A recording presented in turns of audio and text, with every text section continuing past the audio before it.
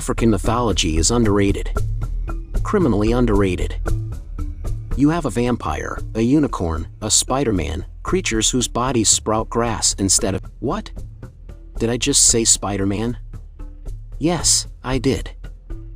Want to learn more about this African trickster god? Then watch this video till the end.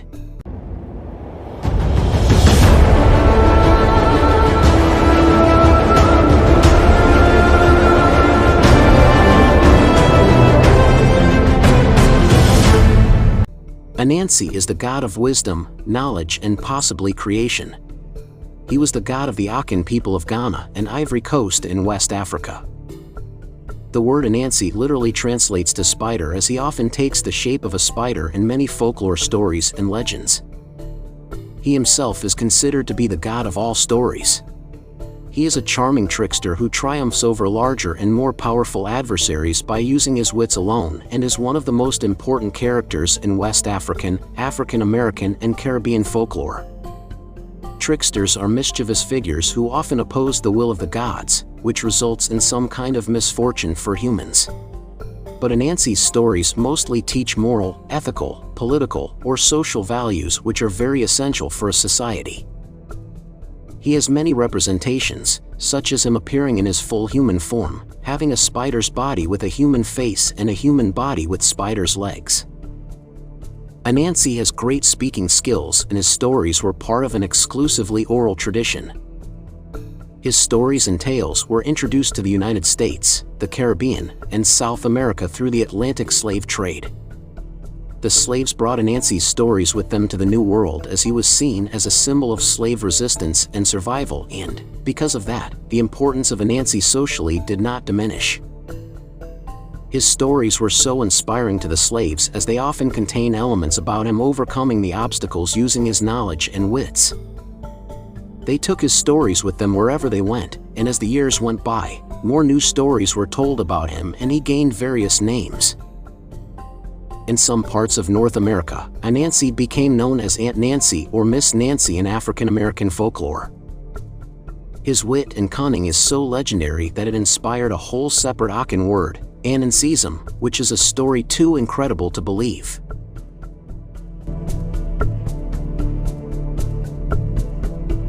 Among many stories of Anansi, one explains how he became known as the owner of all stories in the world.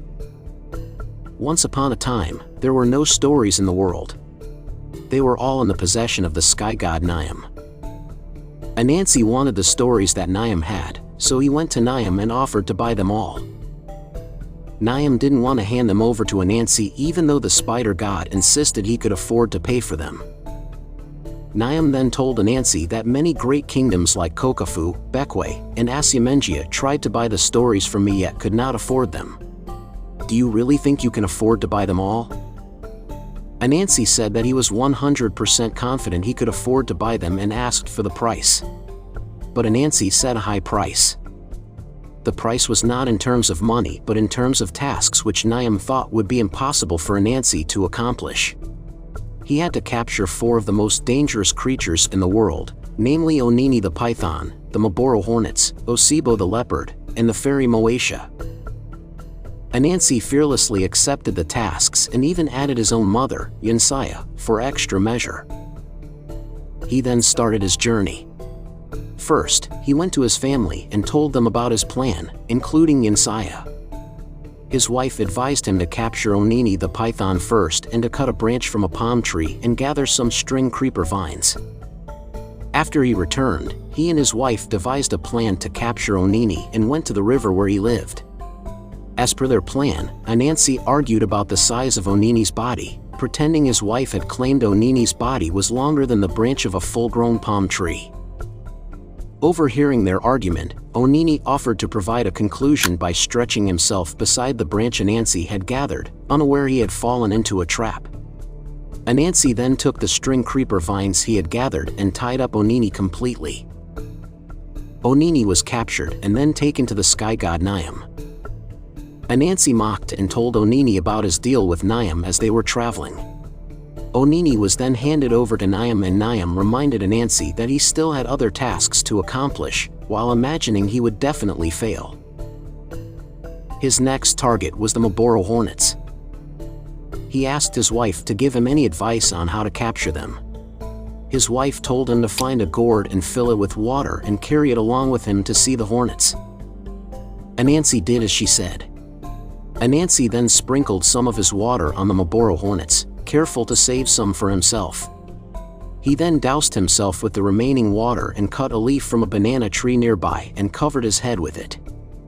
Soon the hornets flew to him, but Anansi showed them his banana leaf, which was still wet, and explained that it had been raining. Anansi then cleverly told a lie that the rain was dangerous and they should enter his gourd in order to escape. The hornets, unaware of his trap, thanked him and fled inside the gourd. When they all went inside, Anansi quickly closed the mouth of the gourd and taunted them for their foolishness. The hornets were then handed over to Niam, and Anansi left for home to focus on his other tasks. Osibo the leopard was the next creature on the list. His wife told him to dig a hole to catch Osibo and cover it with something that the leopard wouldn't suspect. Anansi agreed and went to the place where Osibo normally could be found. He dug a deep pit in the group and covered it with brushwood. He then returned home, hoping the leopard would get trapped in the pit. He returned there the next morning and found Osibo trapped inside the pit. But Anansi, instead of capturing him, took pity on him. He asked the leopard if he had been drinking again, something Anansi had constantly warned him about. He then told Osibo that he would help him, but was certain that Osibo would attempt to eat him after receiving help. Osibo promised that he would do no harm to Anansi. So Anansi went aside and cut 2 long sticks with his knife for the leopard to climb out of the hole with, and told Osibo to stretch his arms wide, secretly leaving the leopard vulnerable. Then boom! Anansi tossed his knife at Osibo, and the hilt of the knife struck Osibo's head, which made him unconscious. Anansi then made a ladder with some additional sticks and carried Osibo to the sky god Niam. Niam still wasn't satisfied that he would be able to complete his challenge and reminded him about his remaining tasks. Anansi returned home and prepared to capture Moesha the fairy. But this time, he structured a plan without any suggestions from his wife. He carved an aqua doll and gathered the sap out of a gum tree, covering it until the aqua doll thus became very sticky. His wife gathered some mashed yams, and Anansi covered the doll's hand with it and placed some more in a basin. He then took some of his silk and tied a string around the aqua doll's waist so that he could manipulate it, and left off to the land of the fairies. Anansi placed the doll in front of an odum tree, a place where fairies often congregated, and sat the basin in front of it as bait. He then hid behind the odum tree and waited for Moesha to appear. Moesha then saw the mashed yams in the basin and asked the aqua doll if she could have some of them. Anansi made the doll nod its head by using his string. Moesha then ate all the mashed yam that Anansi had placed in the basin and thanked the doll for allowing her to eat it. But this time, the doll didn't show any movement. Moesha then slapped the aqua doll as a compensation, but her hand became stuck. So she slapped the doll with her other hand, and it got stuck too. She then tried hitting it again, but that only made her more stuck. Anansi then showed up and used the rest of the string he had tied around his doll to bind Moesha with his string entirely. He mocked the fairy like he did with the other creatures he had captured, and returned home to complete his one last task, which was to exchange his mother for the stories that Niam had. Anansi explained this task to Yansaya, his mother, and she agreed. The spider then carries her and Moesha to Niam to complete the bargain for the sky god stories. Niam was so impressed at the success of Anansi and arranged a meeting within his kingdom. He gathered many important people in his kingdom and told them all about Anansi's accomplishments, which even the greatest kingdoms could not accomplish. He then showed the creatures Anansi had captured to all those who were gathered and blessed the spider. He announced that the stories were no longer his stories, nor did they belong to him or be known by his name. From then on, the sky god stories would belong to Anansi, and all of them would be known as spider stories for eternity. And this is how Anansi became the owner and god of all stories in the world.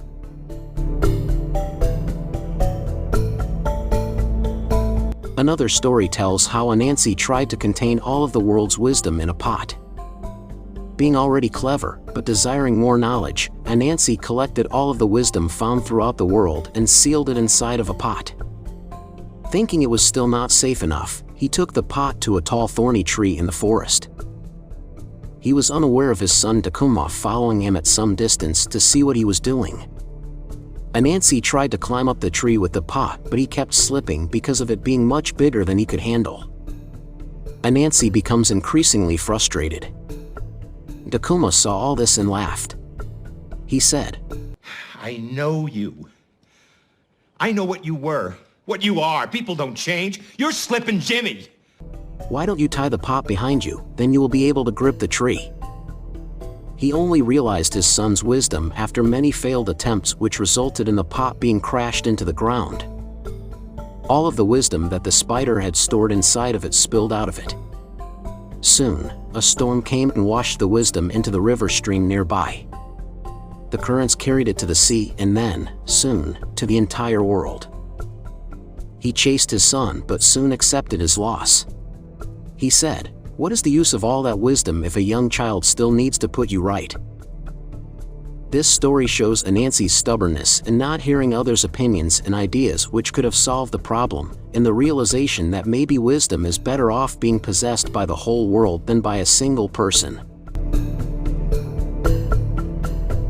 Now let's see another story where Anansi becomes a hunter and uses his clever mind to hunt the animals. One morning, Anansi was very hungry and needed food. So he sought his friend Hunter for help. He asked Hunter if he could lend him his gun. Hunter agreed and gave Anansi his gun. Anansi immediately started planning on how to hunt the animals. He then announced that the animal's archenemy Gun was dead and it was time to bury him. Every animal hated Gun so much because of how many animal lives he had claimed. So the animals, after hearing the announcement, became happy and gathered at Gun's funeral to celebrate his death. But it was a trap set by Anansi. He and his children said that they would carry Gun to be buried and asked them all to pass in front of Gun's coffin. When they did as he said, Anansi immediately pointed the gun at them and started shooting. "And Slippin' Jimmy I can handle just fine, but Slippin' Jimmy with a law degree is like a chimp with a machine gun." He got them all one by one and only stopped shooting when everyone had died. Anansi then took their meat and provided it for his family. He and his family then cooked the meat and satisfied their hunger. The trickster figure of Br'er rabbit originated from the folklore of the Bantu-speaking peoples of South and Central Africa. Like how the slaves brought Anansi's stories to the New World, they brought Br'er rabbit's stories to the New World, which shared a lot of similarities with Anansi's stories. Br'er rabbit was a small and vulnerable creature who uses his cunning intelligence to prevail over larger animals. Anansi also possessed some temporary supernatural abilities, such as the ability to bring rain or to have other duties performed for him. He was thought to be a Giblois since he was the one who was responsible for maintaining the many connections between living beings and the spirits of the dead. In the Marvel Comics, there's a character called Kwaku Anansi who was inspired from African folklore stories and legends. In the comics, he was revealed to be the very first Spiderman. Residing on Earth 7082, which is the Earth in an alternate universe, Anansi has a mix of personalities of both his African namesake and his American analog. I'm sure from now on, you will remember his name every time you see Spider-Man on screen. Out of all these stories of Anansi, which one is your favorite? Let me know by leaving a comment. The stories I've included in this video are only some of the stories of Anansi. There are many more. I'll make a separate video explaining each story in the future. So stay tuned. I hope you all enjoyed today's video. If you did, tap the thumbs up icon and share this video. Hit that subscribe button and tap the notification bell icon.